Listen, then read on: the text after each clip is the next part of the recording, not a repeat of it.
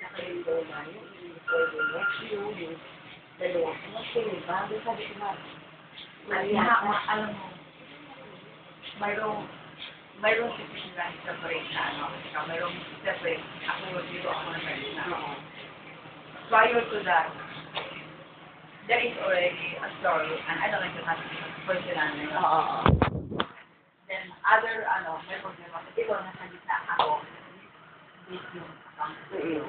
So, kung sa pag, I don't like to over anything kasi mahirap kung bisan ito na kung balik na nakagulo. So, I don't like to touch it. That's why, kung sa magulo, so I consider mo na yung account ko sa iyo, parang isa-isahin.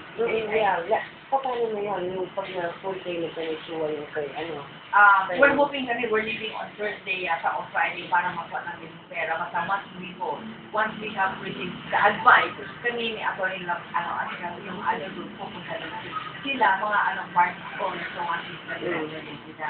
So kami, lahat, purchasing kami, at lahat ng namin, bitay. What's reassurance? We have the assurance, we were advised by Thursday or Friday kami pabalik here, then we can get the money. So that's why we fix everything ngayon. Parang wala nang pabalik. Is getting of the money sure? Getting the money sure no problem. It's just a matter of the date. So, The date, which is supposedly this week for sure. yeah, for sure talaga. No, that was Friday when I mentioned to you, Mr. Tuhan sila makakaka. Actually, we were hoping to meet last Friday. Ako. Tumulong. So, paano? August 30, sabi mo, Wednesday. Yeah, no.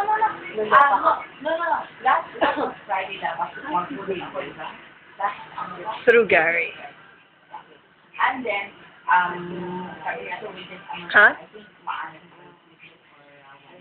sabi ko kayo na. Okay. Isabel, so paano? Sabi mo sa akin, Wednesday. Ito Wednesday tayo. Ba't Tuesday na? Okay. So, anong Wednesday mo? I wish we could ito maayos yung kasi may confidential notification sa mga video na mga So, we will discuss ang board mamaya kung ano yung gagawin namin para at least makapokus nila para yung lakuna sa sunod na sinagay.